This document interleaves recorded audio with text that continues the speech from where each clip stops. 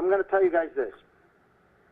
The biggest thing for 2015, the biggest thing, bigger than the smartphone, bigger than the cell phone, bigger than the internet, remember these words from me, is going to be the smartwatch. I think the smartwatch, when the Japanese came big time with, remember the digital watches, Perry, in the 70s, where they almost killed the Swiss? They almost put them out of business, the quartz watch. Yeah.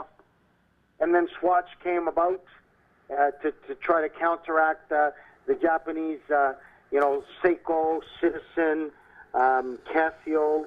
I think I had a Citizen watch. To put the watch numbers. Yeah. Pardon me? I had a Citizen watch that was digital. Well, Citizen is one of the biggest manufacturers of watches in the world. Yeah. But I think that the smartwatch will be the revolutionary item, toy for 2015 and going up. And it's coming at fast rates. Everybody's jumping in. The first serious Swiss watchmaker to try to counteract this, and whoever's in charge of TAG is a brilliant man. He's done an incredible partnership with Google, and he's going to have a high-end Android Swiss watch with a Swiss movement, and then the electronic stuff. But I'm telling you, the Apple Watch is enough to freak anybody out. It is the James Bond watches of all of them. It is very fast, very cool. You can make a phone call with a voice by calling, Siri. Hey, Siri. Call Terry Luff. I want an argument. And it'll connect you. And I think that the smartwatch will be the biggest technology moneymaker and new thing, and everybody's jumping in. It's not just the manufacturer like Samsung and LG and Apple and Sony. There's also people that are not affiliated with an actual smartphone. They're just like Pebble. They're just making watches. So why wouldn't some company that's really, really good at making watches partner with some company to have the best of both worlds? In other words, if you look at the watch right now, it's the Apple Watch, whatever you just mentioned the name of it. If you're some company that these Swiss watchmakers are threatened by this, why would there not be a conversion of the two brands? Say that again, the last part I missed, Perry. Why would there not be a conversion, a conglomeration, a partnership? That's what TAG is doing.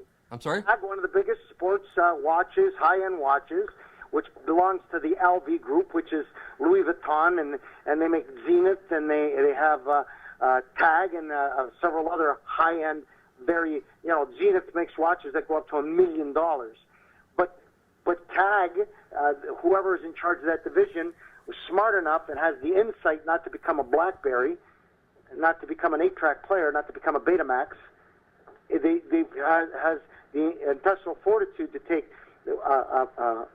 automatic movement, which is made by a watchmaker, which is a piece of art, and add the smartwatch, which is the Android, and Android's putting the software in this watch.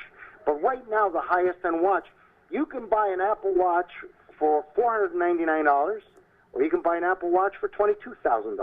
Where are the watches being produced, manufactured? China. All the watches right now, to the best of my knowledge, Apple, Samsung, LG, and Sony are in China. Why wouldn't they be produced in North America? Because you talked about it before. Why would they not? I have no fucking clue. I think there is a couple of guys, a couple of brands that are making their watches in the United States. I don't know, but I believe this is going to be the biggest technology since the fucking tablet. I think first of all, you don't have to carry your watch around anymore. I mean, your smartphone around anymore. Already Samsung has made you put a SIM card in their smartphone watch, so you don't need the phone, and you can't lose it because it's attached to your wrist. It's like Cartier one day, they said, you know what I'm thinking? This pocket watch that we're hanging here, we'll put a strap and put it on the wrist. That's my terrible approach to a French accent. So Cartier was the first one to invent a wrist watch. And I think that this smartwatch, it's been tried before. You've seen it on James Bond. You see it on Maxwell Smart. It is here. It's real. I have an Apple.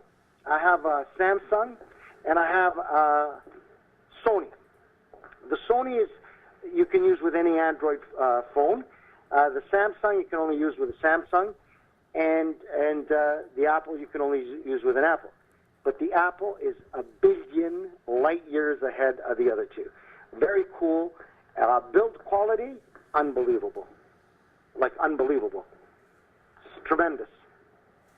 So I think that the smartwatch, and you know, just like before, you know, a lot of people would say, I'm not going to get a BlackBerry. I don't want my email. I don't want people to call me. You know, from the pager to the BlackBerry to the smartphone.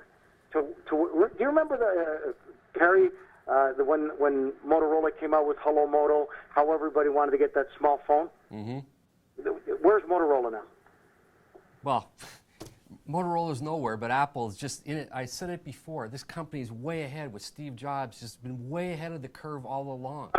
I love Steve Jobs. I think he was a brilliant man. But I think this new CEO is smarter, more innovative, and more approachable by the talent that they have in the company for better innovation and different innovation than Mr. Jobs, who was more opinionated, and it was his way or the highway, and I know somebody exactly like him. Who? This guy is very talented, this new CEO. And this smartwatch, I'm telling you, Perry, I'm telling you, Billy, the smartwatch is the future. It's unbelievable what it does with your voice, Billy. By the way, his name is Tim Cook. That's who you're referring to. Yeah, very, very bright, and he's cooking with gas. Pardon the pun. But he's very smart, and I think that he first of all, think about this. This is how high in demand the Apple smartwatch is. You cannot buy it in an Apple store. And I went to an Apple store yesterday to buy a charger, and it was jammed at 7:15 in the evening. Jammed. No other store in the mall was jammed like that. Nobody was in the stores in the mall other than the Apple store.